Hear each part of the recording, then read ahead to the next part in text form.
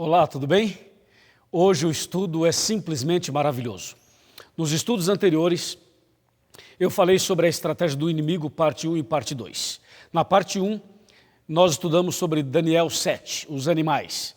Na parte 2, Apocalipse 17. E percebemos que o inimigo tem um plano para jogar a verdade por terra. Mas Deus tem um plano melhor para restaurar a verdade. E no programa de hoje, no estudo de hoje, nós vamos ver a primeira coluna da verdade, que é Deus, sendo atacada. A verdade sobre Deus sendo agredida. Deus no grande conflito. E você vai ver que esse Deus maravilhoso, o Deus da esperança, o meu Deus e o seu Deus, Ele não somente vai nos mostrar o caminho, como vai dar poder para você vencer as grandes batalhas desse grande conflito entre o bem e o mal. Aqui em Jeremias 10, verso 10, nós já lemos em estudos anteriores, diz que Deus é a verdade, ou que Deus é verdadeiro. Mas o que mais a Bíblia fala sobre Deus? O que mais a Bíblia fala sobre esse Pai maravilhoso? Aqui no livro de Mateus, capítulo 4, nós encontramos o momento em que Jesus foi batizado e depois foi levado ao deserto para ser tentado, para ser provado. E Jesus passou por 3 tentações. A terceira tentação, o inimigo leva Jesus a um monte muito alto. Mateus 4, verso 8. Levou o diabo a um monte muito alto e mostrou-lhe todos os reinos do mundo e a glória deles. E lhe disse: tudo isso te darei se prostrado me adorares. Então Jesus lhe ordenou: retira-te, Satanás, porque está escrito: ao Senhor teu Deus adorarás e só a Ele darás culto. Aqui nós temos uma grande verdade, a verdade de que Deus é o único digno de ser adorado. Então você percebe, o primeiro ponto, Deus é verdade. O segundo ponto, só Deus deve ser adorado e ponto final. E o terceiro ponto está em 1 João capítulo 1, verso 9. Só Deus pode perdoar pecados. E mais um ponto, só Deus merece o nosso louvor. Só Deus merece a nossa adoração por completo, ou por uma vida devotada a Ele completamente, eu diria. Diante desse quadro de que Deus é verdade, de que só Ele merece adoração e só Ele pode dar o perdão, como podemos entender nesse contexto Daniel 8, verso 12? Você lembra Daniel 8, 12? Diz que a verdade seria jogada por terra. E se Deus é a verdade, como o inimigo jogaria Deus por terra? Você deve estar pensando: pastor, isso é impossível. Eu também acho. Como alguém pode jogar Deus por terra? Não dá. E se não dá, como vou entender Daniel 8,12? Que diz: jogou a verdade por terra, fez isto e prosperou. Se Deus é a verdade. Para entendermos bem isto, é preciso entender outras coisas, mas quando nós analisamos aqui que só Deus merece adoração, o que o inimigo faria para pisar na verdade sobre Deus? Ele faria o seguinte: ele criaria um sistema de doutrinas em que outras pessoas seriam adoradas no lugar de Deus. E ele criaria também um outro princípio doutrinário, dizendo que não é só Deus que perdoa pecados, mas que o homem também pode perdoar pecados. Um líder religioso também pode. E uma igreja tem poder para perdoar pecados. O inimigo tentaria trabalhar por aí, a fim de pisar na verdade de que só Deus perdoa pecados e que só Deus é digno de adoração. A Bíblia está repleta de textos assim. Eu quero mostrar alguns a você hoje. Me acompanha, por favor, em Apocalipse capítulo 22. Vamos abrir a Bíblia aqui em Apocalipse capítulo 22. Aqui nós temos um texto muito forte. Prepare-se para isso. Apocalipse 22.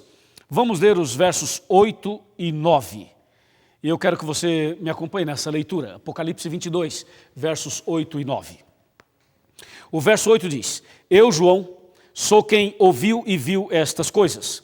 E quando as ouvi e vi, prostrei-me ante os pés do anjo que me mostrou essas coisas para adorá-lo. Escute, para adorá-lo. Então ele me disse: vê, não faças isso. Eu sou conservo teu e dos teus irmãos, os profetas, e dos que guardam as palavras deste livro.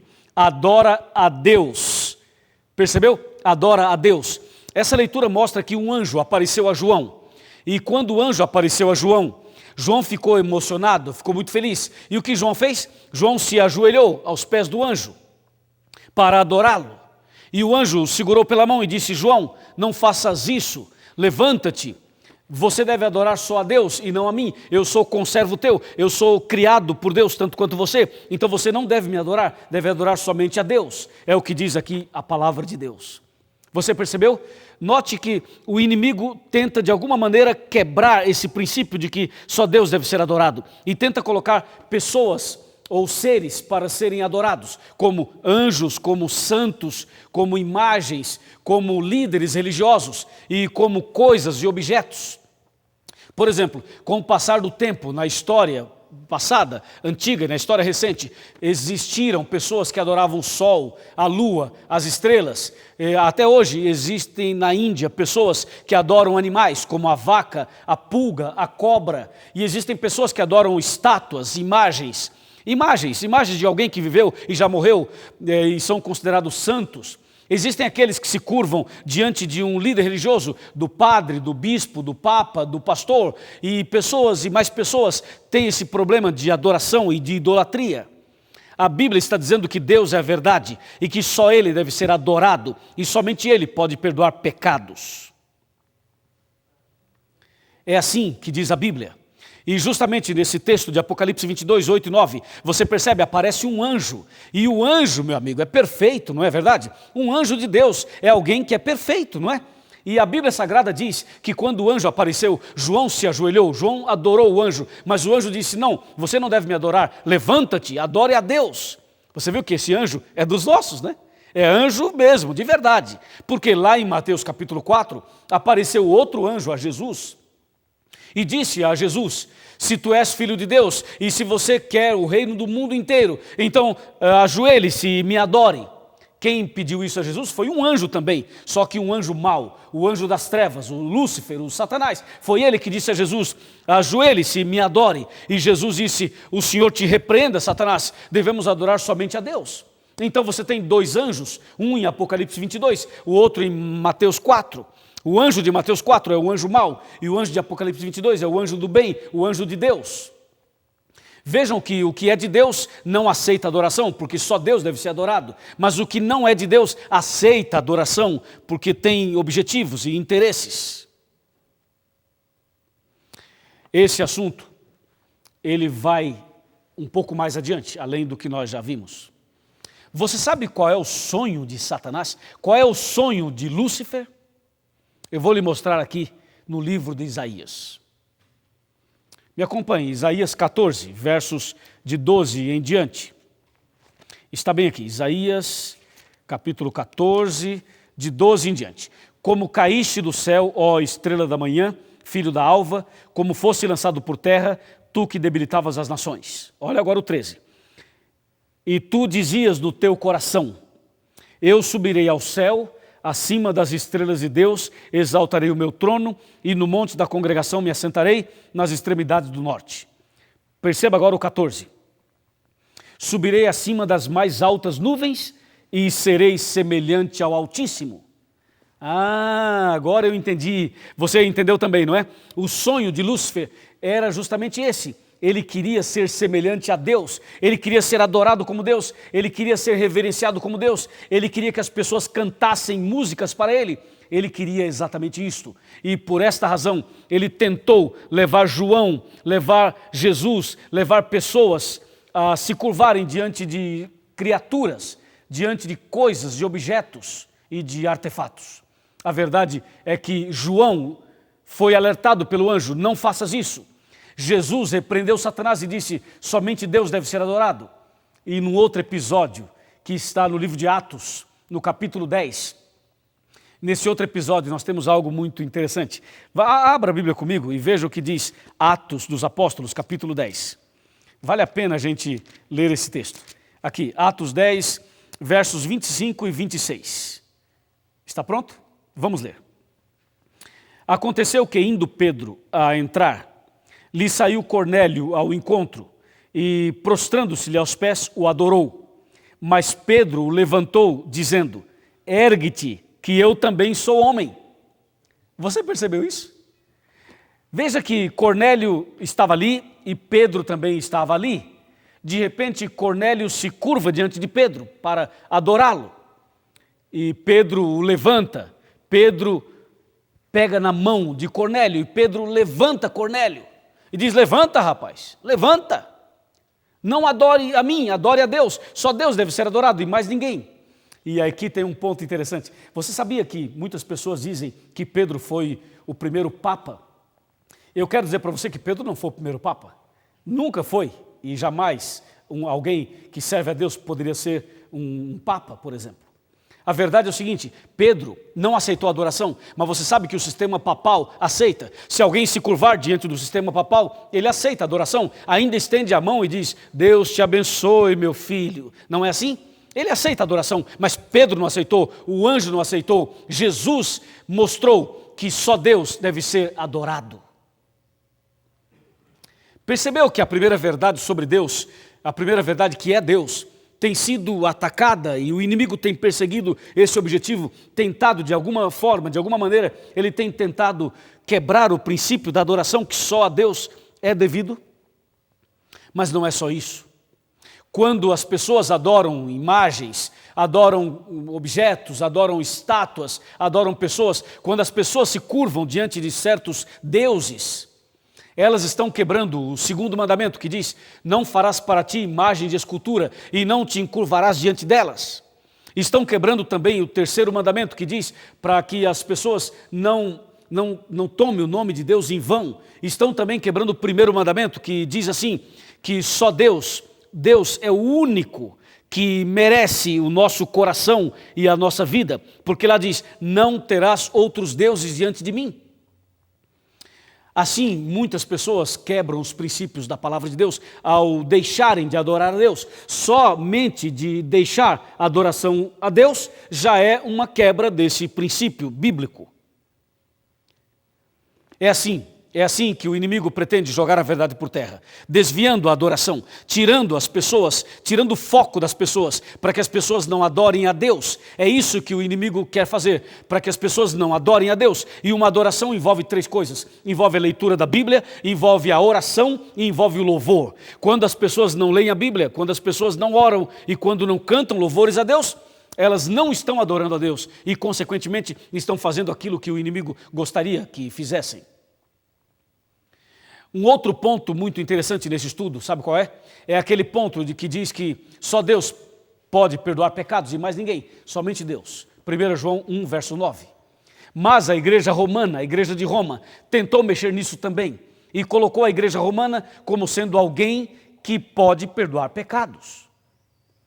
Se você pegar o catecismo romano, vai perceber que ali está claramente revelado que a igreja tem poder para perdoar pecados. E eles baseiam naquele texto de Mateus, capítulo 16, quando Pedro, num diálogo com Jesus, Jesus diz: dar-te-ei as chaves do reino dos céus, e o que ligares na terra será ligado nos céus, e o que desligares na terra será desligado nos céus. Acontece que Jesus não estava dizendo a Pedro que Pedro pode perdoar pecados. O homem não pode dar o perdão ao outro homem, a não ser que foi uma ofensa pessoal, um problema pessoal, e alguém chega e pede desculpas ou perdão, aí sim você pode. Mas perdoar os pecados das pessoas, não. Só Deus pode perdoar pecados em nome de Jesus e mais ninguém. E quando a igreja romana coloca santos e seres e igreja como sendo perdoadora de pecados, ou perdoadores de pecados, com isto, eles quebram um princípio bíblico e pisam na verdade, jogando assim a verdade por terra. É isso que Daniel 8,12 estava dizendo, que haveria uma tentativa de jogar essa verdade sobre Deus por terra. Mas a Bíblia diz que um dia a verdade seria restaurada. E de fato ela foi restaurada, ou ela está sendo restaurada. Pessoas do mundo inteiro, pessoas de todos os países do mundo, estão se convertendo, estão deixando a idolatria, estão deixando as imagens e esculturas, estão deixando os deuses falsos. Pessoas de todos os lugares estão entendendo que só Deus deve ser adorado. E você que estuda a Bíblia conosco, deve saber que a crença de que só Deus deve ser adorado é uma crença bíblica. E assim deve ser com todos os servos de Deus. Eu quero convidar você hoje a tomar essa decisão, a adorar somente a Deus. Se você tem na sua casa um altar onde você adora outras coisas, outros seres e outras estátuas, se você tem costume de adorar outras coisas e outras pessoas, eu quero fazer um apelo para você deixar essas adorações e adorar somente a Deus. Eu quero pedir a você, em nome de Deus, em nome de Jesus, que esta verdade seja restaurada. Que você confesse somente a Deus os seus pecados em nome de Jesus. Que você cante hinos a Deus, que você leia a Bíblia todos os dias, que você ore e se ajoelhe diante de Deus pela fé. E nunca se curve diante de um homem, ou diante de uma estátua, ou diante de um ser qualquer. Não, nunca. Vamos adorar somente a Deus, que é digno de ser adorado.